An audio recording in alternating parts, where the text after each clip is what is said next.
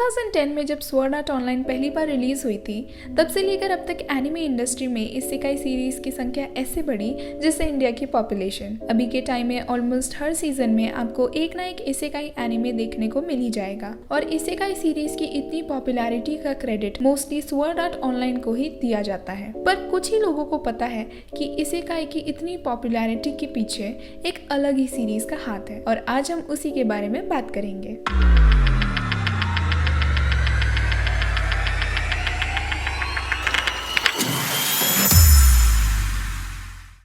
Konnichiwa minasan, this is Shinko-chan back after a long time और जिस anime के बारे में हम बात करने जा रहे हैं उसका नाम है मुशोकु टेंसेई। मुशोकु टेंसेई इसेकाई इत्तरा होंकी दासु इस सीजन का एक नया इसेकाई एनिमे है जिसके बारे में ऑलमोस्ट कोई भी बात नहीं कर रहा है क्योंकि सब लोग दूसरा एनिमे देखने में बिजी हैं। इसेकाई का लिटरल मीनिंग जापानीज में होता है अनदर वर्ल्ड और अ डिफरेंट वर्ल्ड, पर हम अभी इसेकाई को मोस्टली री इनकारनेशन और starting life in another world के साथ एसोसिएट करते हैं। So when did we start relating isekai to reincarnation? Well, Mushoku Tensei is one of the reasons. हम सभी को पता है कि इसेकाई की पॉपुलैरिटी के पीछे स्वॉर्ड आर्ट ऑनलाइन का एक मेजर रोल रहा है और ये असम्पशन बहुत हद तक करेक्ट भी है। पर अगर हम बात करें एक होल जॉनरा डिफाइनिंग वर्क की तो Mushoku Tensei is the one जिसने इसेकाई जॉनरा के हाइप की शुरुआत की थी, जिसकी वजह से उसको father of all isekai series का टाइटल भी दिया गया था। Mushoku Tensei की सीरियलाइजेशन की शुरुआत तब हुई थी जब स्वॉर्ड आर्ट ऑनलाइन अच्छी तरीके से कम्युनिटी में फैन फॉलोइंग गेन कर रहा था और उसी हाइप ट्रेन में ये सीरीज भी पॉपुलर हो गई थी। और आप माने या न माने, अभी तक आई हुई सारी इसेकाई सीरीज इन वन और द अदर वे मुशोकु टेंसेई से इंस्पायर्ड है।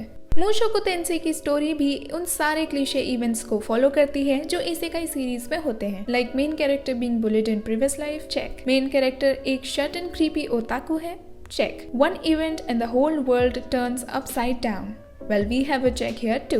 पर जो चीज़ इस क्लीशे और टिपिकल एनिमे को इतना अच्छा बनाती है वो है उनका originality and execution. Like almost सारे इसेकाई सीरीज इन्हीं सारे कॉन्सेप्ट्स को फॉलो करने का ट्राई करते हैं but they fail miserably, like most of them. Currently isekai genre इतना ओवर सैचुरेटेड हो गया है कि ऑलमोस्ट सभी राइटर्स अपने वर्क को डिफरेंशिएट करने के लिए या खुद की ओरिजिनलिटी पोर्ट्रे करने के लिए स्टोरी को अलग वियर्ड सा ट्विस्ट देने का ट्राई करते हैं, which sometimes work and sometimes doesn't. But Mushoku Tensei is not like that, as it doesn't have anything relatively unique. इसकी स्टोरी उन सारे क्लीशे इवेंट्स पर ही फोकस करती है और उन पे पूरी स्टोरी को बिल्डअप करती है, which is clearly creativity in one and cleverness in the other way of the author. ये सीरीज अपने इसेकाई जॉनरा को कम्प्लीटली एम्ब्रेस करती है और अगर हम थोड़ा डिटेल में जाएं तो हमें पहले ये जानना होगा कि इसेकाई अल्टीमेटली है क्या। It's about someone getting a second shot on life, जहां पर वो अपने पास्ट मिस्टेक्स को सुधार कर अपनी लाइफ को रीडू करने का ट्राई करते हैं। To be clear, we are not talking about the redo from redo of a healer. Thank you. So इस सीरीज का मेन कैरेक्टर रूडियस भी अपनी प्रीवियस लाइफ में बहुत बुलिंग फेस करता है and the way he was treated was really outright terrible, जिसकी वजह से वो अपने आप को रूम में बंद करके एक क्रीपी शट इन ओताकू बन जाता है, even shutting down everyone's efforts to bring him back to normal life. Well, the only aspect upon which I can judge this character is that he was literally fapping to lolly hentai on his parents' funeral. आपको story में रूडियस के character को develop होते हुए देखने को मिलता है, overcoming the problems from his past, और ये चीज उसको बहुत एंजॉयबल बनाती है। ऑलमोस्ट सारे इसेकाई सीरीज में मोस्टली मेन फोकस होता है कि कैसे और कितने कम समय में मेन कैरेक्टर को ओवर पावर्ड बनाया जा सके। But in Mushoku Tensei Rudeus is somewhat gifted but he is not some over powered character right from the start और उसको बहुत हार्ड वर्क और एफर्ट्स डालना पड़ता है।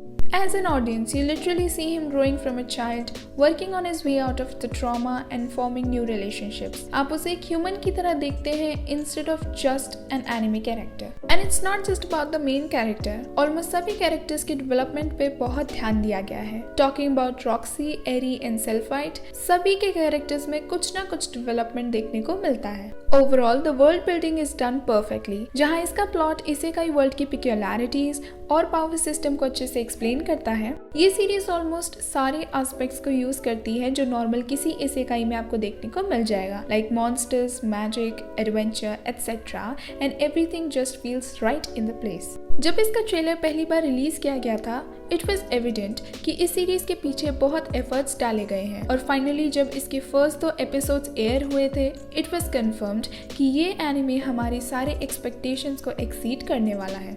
The art is clean, cinematic, gorgeous, और हमारे पास शब्द कम पड़ जाएंगे इसको डिस्क्राइब करने के लिए। And the choice of colours in some scenes really makes it look like a movie, और इसका साउंड डिजाइन इसके एनिमेशन को परफेक्टली कॉम्प्लीमेंट करता है। At the end I would just say कि अगर आपको इसेकाई पसंद हो या ना हो, please don't miss it. The plot is good, the characters are well written, and aesthetically pleasing animation and sound makes it a great watch for someone who likes mature stories, and considering it's a series जिसने literally modern isekai trend को shape दिया है, everyone should give it a try. And अभी के लिए इतना ही। अगर आपने ये एनिमे ऑलरेडी ट्राई किया हुआ है, then share your experience in the comment section below. Like, share and subscribe and do become a channel member like these awesome people on the screen right now. तो मिलते हैं दूसरे video में एक नए टॉपिक के साथ। माताने and stay safe.